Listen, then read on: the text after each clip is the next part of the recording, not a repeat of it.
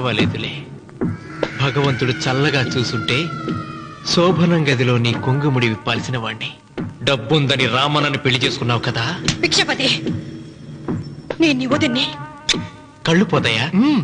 పోనీ, నిన్ను అనుభవించాక కళ్ళేమిటి? ప్రాణం పోయినా పర్వాలేదు. ఏంట్రా, ఏం చేస్తున్నావు ఇక్కడ? ఏం లేదు నాన్న, పాలేమన్నా ఉంటే ఒక బిందెడివ్వు, నేను కూడా శివలింగం మీద పోస్తాను అంటే నోర్మి అంటుంది. మూసా పోస్తాను వదినా. ఏమా, వాడేమన్నా వాగాడా?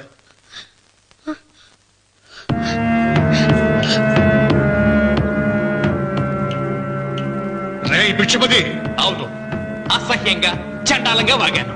చంపుతావా? చంపు. మీ తాత ముత్తాతలు జంతువులు చంపితే నువ్వు నన్ను చంపు. చంపి నా తల కూడా గుమ్మానికి వేలాడగట్టు. ఇదిగో, పుట్టినప్పటి నుంచి సీత నా భార్య అనుకున్నాను, ఆరాధించాను.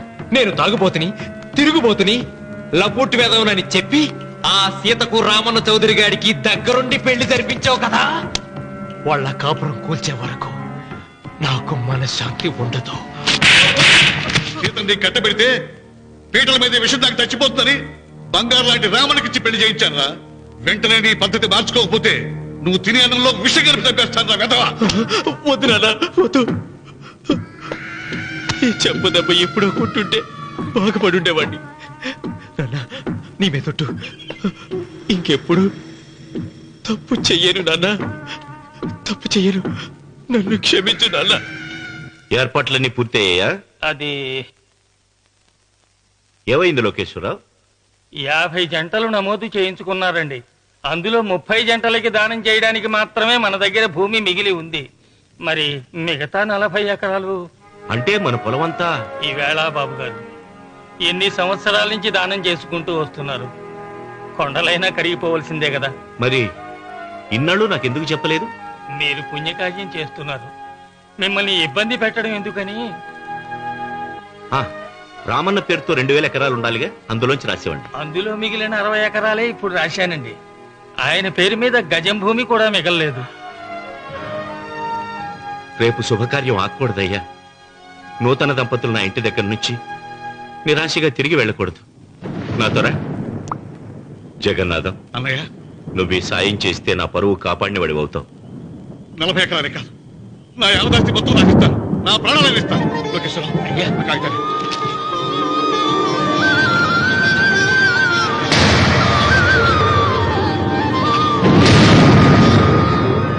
మీ కుటుంబం 10 కాళ్ళ పాటు చల్లగా ఉండాలయ్యా.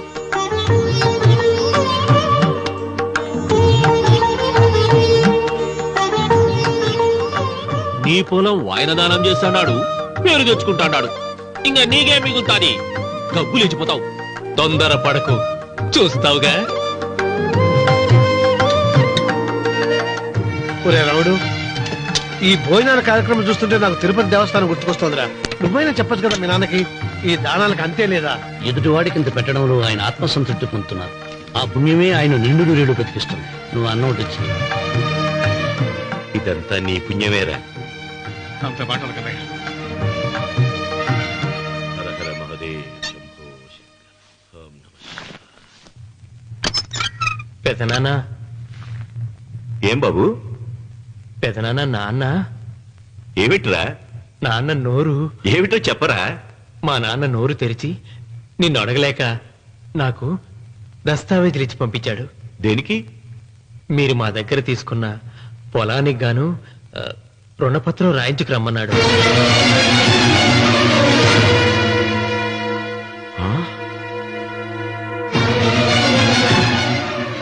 నా తమ్ముడు రుణపత్రం అడిగాడా?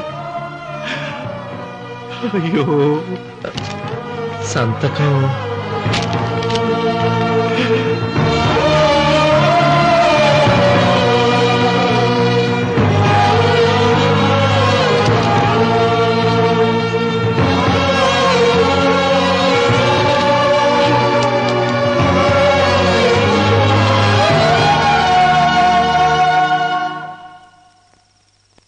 ఏంట్రా తినవేంటి?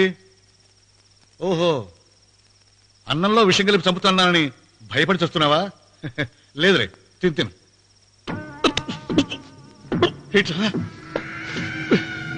నాకేమైంది? నువ్వు అన్నంలో విషం కలిపి నన్ను చంపుతానన్నావు కదా, ఆ పాపం నీకెందుకు అంటగట్టాలి అని నేనే నా అన్నంలో విషం కలుపుకున్నాను నాన్న. పొరపాటుగా పళ్ళాలు మారాయి. నాన్న ఎలాగో చచ్చిపోతున్నావు కదా, నీకు రహస్యం చెప్పనా? ఇంతకు ముందే మీ అన్నయ్య చేత దొంగ దస్తావేజీల మీద సంతకం పెట్టించుకున్నా. వాళ్ళని వీధిలోకి తీసుకొస్తా. నాన్న ఈ రేతో నీకు చెప్పాక నేను ఎందుకు బతికిస్తాను? నాన్న చిన్నప్పుడు నీ గుండెల మీద ఆడుకుంటే తెగ ఆనందపడేవాడు కదా, పోయేటప్పుడు కూడా ఆడుకుంటా ఆనందపడే. చల్ చల్ గుర్రం చలాకి గుర్రం, చల్ చల్ గుర్రం చలాకి గుర్రం, చల్ చల్ గుర్రం చలాకి గుర్రం, చల్ చల్. నాన్న అయ్యో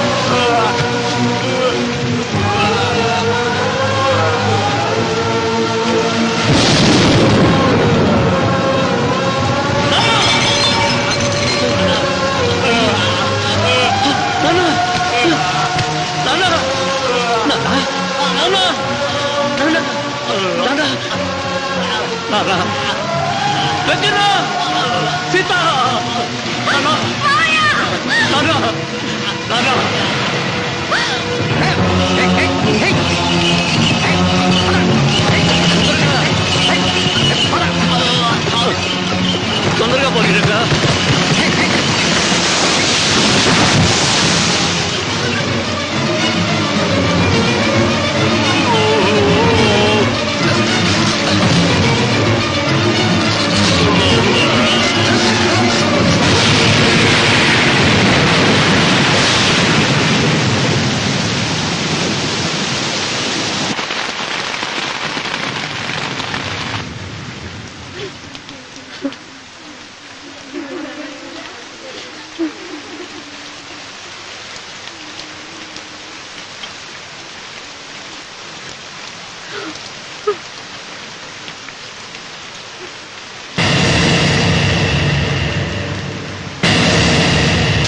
అందరికీ నమస్కారం.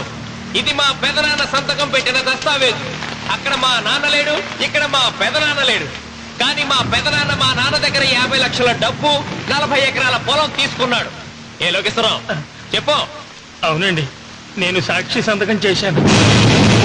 ఈ అప్పు ఎలా తీరుతుందో ఆ ధర్మాత్ముడి శవం అక్కడి నుంచి తీసేలోపు చెప్తే బాగుంటుంది. బిచ్చపతి మతుందా నీకు? ఇదేనా అడిగే సమయం? ఆయన తగలబడిపోతే ఆయనతో పాటు ఈ నిజం తగలబడిపోతుంది. మా అన్నయ్య ఆ ధర్మాత్ముడు రక్తం పంచుకుంటాడు. ఏమయ్యా లోకేశ్వరరావు, మా అన్నయ్యకి మిగిలిన ఆస్తి ఏమిటి? ఈ ఇల్లు తప్ప ఏమీ మిగలలేదండి. సరే, 40 ఎకరాల కింద ఈ ఇల్లు పెట్టుకుంటాను. మిగతా 50 లక్షలు ఎలా ఇస్తావన్నయ్యా? ఏంటో నువ్వు మాట్లాడేది? మా రావుని ఒట్టి చేతులతో నడురోడ్డు మీద నిలబెడతావా? సరే, డబ్బు వద్దు, పొలం వద్దు, ఒక్కటిస్తే చాలు. ఏంటది? అది సీత దగ్గరుంది. అది ఇస్తే 50 లక్షల బాకీ రద్దు చేసుకుంటా. సీతారత్నం పుట్టింటి వాళ్ళు పెట్టిన 7 వారాల నగలున్నాయి. అవన్నీ నాకు ఇచ్చేస్తే నేను సరిపెట్టుకుంటాను.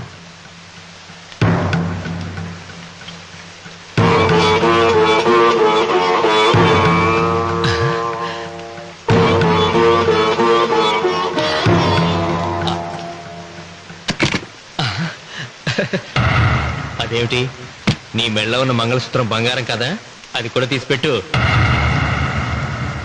అన్నయ్య తీసేమని చెప్పు. నువ్వు కట్టాల్సిన తాడి మా రావుడు కట్టాలని ఖచ్చితంగా కదా ఈ పని చేస్తున్నావు. తప్పు మాట్లాడుతున్నావు శాస్త్రి. నాకు ఆ తాళి అక్కర్లేదు, ఆ 50 లక్షలు కట్టమను. మీకందరికీ చేతులెత్తి మొక్కుతున్నారు. ఒక ఐదింటి ఇల్లాలి 5వ తనాన్ని కాపాడండి. మీకోసం తన సర్వస్వాన్ని మీకు దానం చేసి కొడుకును ఒట్టి చేతులతో నిలబెట్టారు మా శివరామకృష్ణ గారు. అందరూ మీరందరూ ఇంటి మూలంగా లాభం పొందిన వారే. ఆ ఇల్లాను మంగళసూత్రం తీయకుండా కాపాడండి. దయచేసి మీరు కొంచెం సహాయం చేయండి. భక్తులు నీకేమైనా సిగ్గుండదా? కడుపుకు అన్నం తింటాడావా, గడ్డి తింటాడావా? నాన్న ఇచ్చినట్టుది తిరిగి పీక్కుంటావా? నీ అమ్మాల పెరుగాల పెట్ట ఊరికేనే ఇచ్చాడా? పుణ్యం కోసం ఇచ్చాడు. సత్యాక తిరిగి ఇవ్వమంటే ఎలాగండి? ఎవడు దానం చేయమన్నాడండి? ఒళ్ళు కొవ్వెక్కి దానం చేశాడు. అన్నం పెట్టి తిన్నది కక్కమంటే ఎలాగండి? సొమ్ము తమ్ముడిది సోకేవా అన్నగారు అనుభవించారన్నమాట. ఏమి నిలబడి చూస్తాడారు సిగ్గు లేకుండా? ఈయనే ఉంటే మన గుండె అని విక్కుంటారు, మనం వచ్చే పట్టుకొని అడుగు తినాలి. ఏం చూస్తాడే?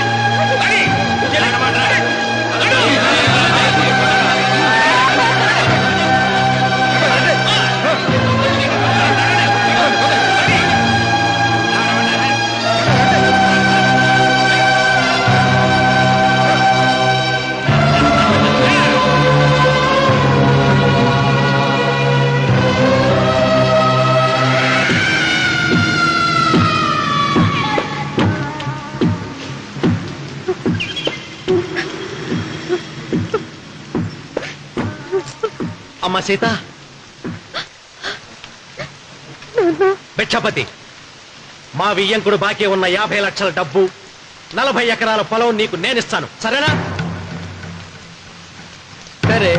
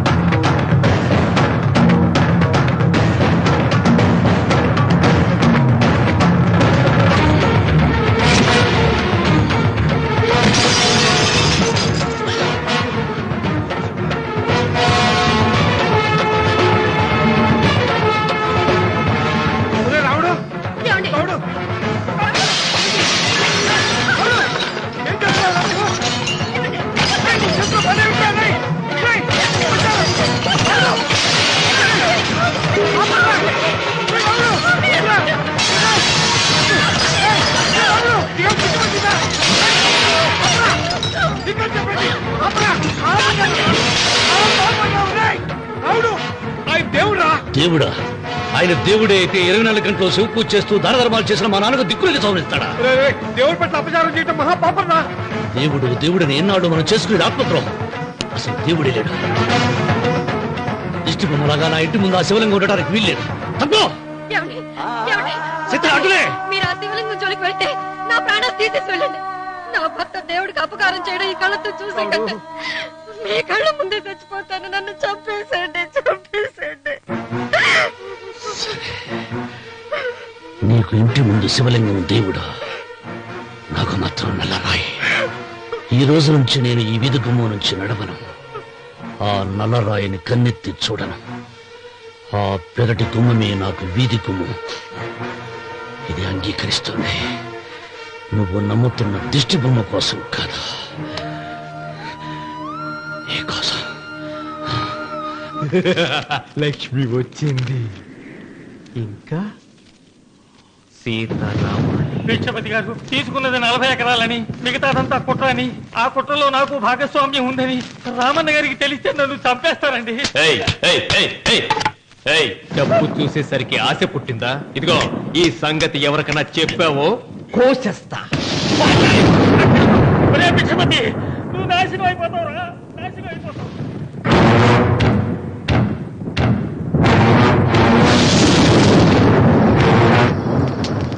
రాత్రి పూట ఎక్కడికి వెళ్తావు నాయనా?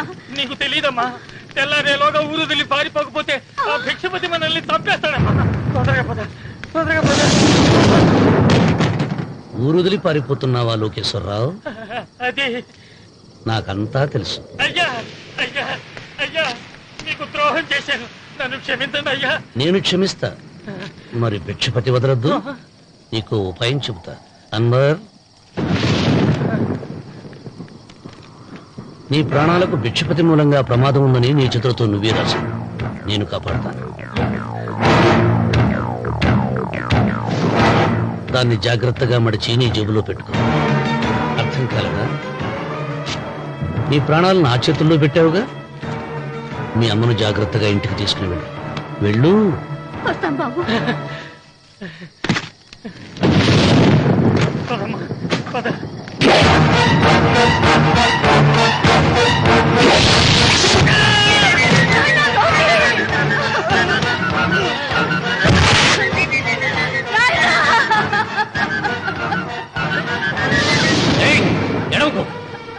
ఎడవకో. కన్నీళ్లు పెట్టేంత గొప్ప చరిత్ర కలిగిన వాడు కాదే నీ కొడుకు. అన్నం పెట్టిన మా నాన్న చావు కారణమైన వాడు. నీ కొడుకును భిక్షపతి చంపాడని పోలీసులకు చెప్పాలి. అప్పుడే బ్రతికినంత కాలం నీకు నీ మనవరాలకి ప్రాణభిక్ష పెడతా. లేకపోతే అలాగే బాబు. అన్వర్, అయ్యా, వీడి శవాన్ని తీసుకెళ్లి భిక్షపతి ఇంటి ముందు పడే.